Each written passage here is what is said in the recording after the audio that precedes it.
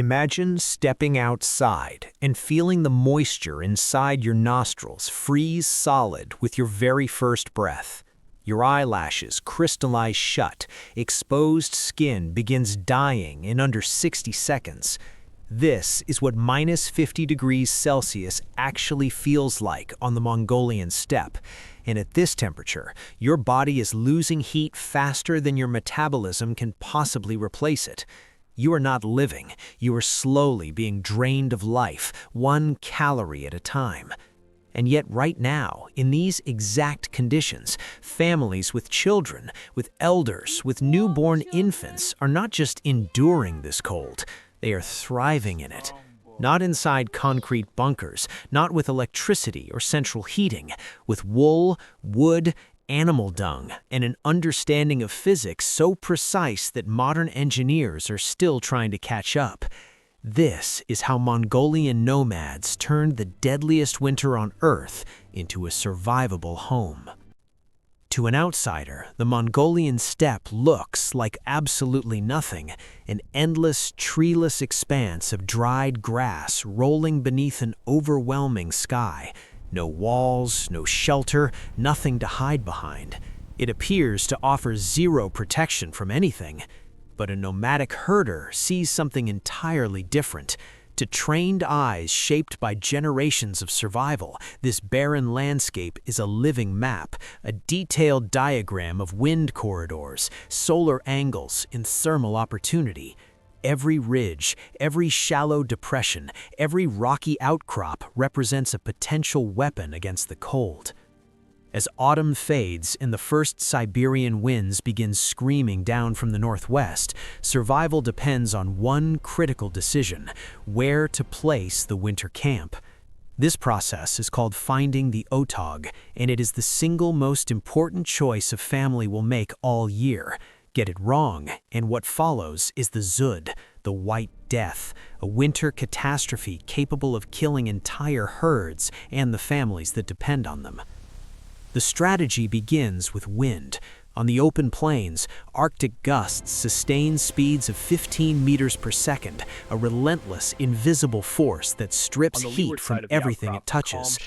Herders counter this by searching for what they call the shadow of the mountain, subtle landscape features where the terrain itself becomes a windbreak.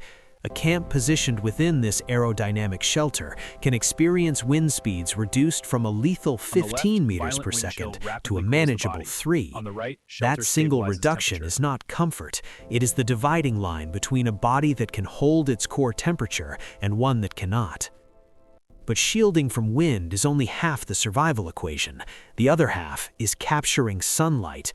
Herders deliberately seek south-facing slopes, treeless inclines that act as natural solar collectors during the short winter days. These slopes absorb maximum solar radiation, warming the ground just enough to soften the snow so livestock can dig through to the frozen grass underneath. A slope facing north stays locked in permanent shadow, its snow compacted into an impenetrable sheet. The animals cannot reach food. They starve. The difference between these two orientations is the difference between a graveyard and a sanctuary. One final calculation remains: water. On the winter steppe, every river is locked beneath thick ice. Camps must sit close enough to cut through it daily, yet far enough from river valleys that their biting humidity and channeled winds do not compromise the camp's hard-won warmth. Every trip to the water source is a calorie expenditure, weighed against the gain of hydration. Nothing here is accidental, nothing is wasted. Once the site is chosen, the strategy scales from individual positioning to collective architecture. A single Ger standing alone on the frozen steppe is vulnerable. Wind finds every seam, and heat escapes in every direction. But a cluster of Gers, arranged with deliberate intent, becomes something far more powerful, a mobile thermal fortress. This ancient formation is called the Kur, and its roots reach back to the 13th century Mongol Empire, where massive felt tents mounted on wagons were arranged in defensive circles to protect camps from raids. Over centuries, this military tactic evolved into a thermodynamic one. Families position their Gers in a tight arc or closed ring, every door facing south to capture sunlight, presenting a continuous barrier of felt and wood to the northwest winds. When a Siberian gale strikes this formation, it is forced to vault over the camp's collective profile, creating a pocket of calm, still air within. Heat leaking from each dwelling is trapped inside this microclimate, rather than being torn away into the open steppe. Into this sheltered core, the herders drive their critical survival asset, the livestock. And here, the engineering becomes biological. Each animal is a living furnace. A single adult sheep generates between 6 and 8 megajoules of thermal energy per day. When a herd of 100 or 200 animals is driven into the center of the core at nightfall, their combined body heat raises the surrounding temperature by 5 to 10 degrees. The symbiosis is total. The Gers shield the animals from winds that would push them into fatal hypothermia. The animals radiate heat that supplements the warmth inside the surrounding dwellings. Neither survives the deepest cold without the other. To seal remaining gaps, herders stack waist-high walls of argil, dried dung blocks, between the Gers. These walls disrupt the ground-level chill that creeps along frozen earth and prevent snow from drifting into doorways. By December, the core has transformed a killing field into a functioning ecological engine where spatial design, airflow, and biological heat converge to sustain human life. Now, step inside. The Mongolian Ger is a structure that modern architects study with genuine admiration. Its domed profile is not aesthetic tradition, it is an aerodynamic solution. A conventional flat-walled building presents a drag coefficient between 1.0 and 1.5, creating dangerous pressure differentials in high winds. The Gers' circular base and curved roof achieve a coefficient between 0.47 and 0.60, allowing wind to flow over its surface with minimal resistance. During hurricane-force steppe gales, the Ger does not fight the wind, it lets the wind pass. Its skin is equally remarkable. In winter, the Ger is wrapped in up to 12 layers of thick wool felt, an interlocked fiber matrix trapping millions of microscopic air pockets that serve as the real insulating agent. The thermal conductivity of Mongolian sheep wool felt measures approximately 0.037 to 0.041 watts per meter Kelvin, placing it in the same performance range as factory-produced fiberglass insulation. 12 layers create a barrier so effective that the interior can be 60 degrees warmer than the air outside, a thermos bottle built entirely from sheep. But the felt does something synthetic insulation cannot. Wool is naturally hygroscopic, absorbing up to 30% of its own weight in moisture without losing insulating performance.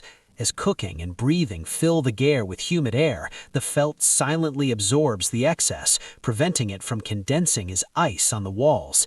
This passive humidity regulation is not a luxury.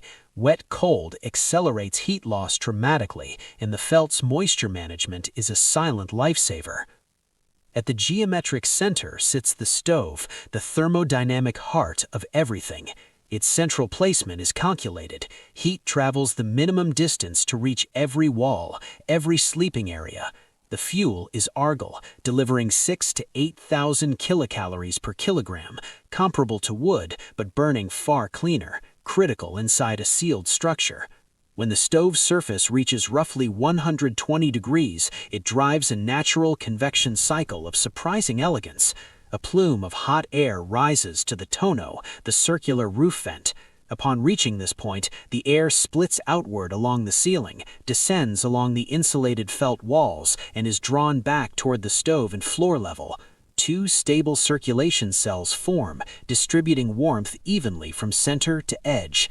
Simultaneously, this airflow continuously vents carbon monoxide upward while drawing fresh oxygen in through gaps at the base. The Ger heats itself, ventilates itself, and regulates its own air quality with 0 mechanical components. At night, when temperatures reach their most lethal, herders place a thick felt cap over the tonneau, transforming the Ger into a pressurized heat trap. Studies modeling this system show the interior reheats 1.4 times faster than it cools, meaning even after the door is opened, warmth rebounds with remarkable speed. And perhaps this is the most profound lesson the Mongolian steppe offers the modern world. While industrial civilization builds rigid fortresses to resist nature by brute force, pouring concrete, burning fossil fuels, consuming enormous resources, these nomadic families achieve the same result through comprehension. They do not fight the wind, they redirect it. They do not manufacture insulation in factories, they shear it from their own sheep. They do not import fuel, they collect what the animals leave behind.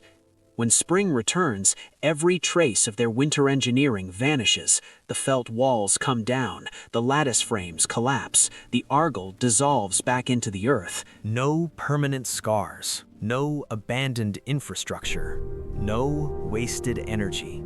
The grass returns and the land is made whole, as though no one was ever there. Centuries before modern science gave names to convective heat transfer, drag coefficients, and thermal conductivity, Mongolian nomads had already solved these equations, not with formulas on paper, but with observation, intuition, and generations of knowledge passed from parent to child across the coldest inhabited landscape on the planet. True mastery over nature was never about conquering it. It was always about listening. If this journey into extreme human adaptation fascinated you, subscribe to this channel and turn on notifications so you never miss what we explore next. Share this with someone who needs to see the brilliance hidden inside ancient knowledge. And tell us in the comments, what other survival systems should we decode?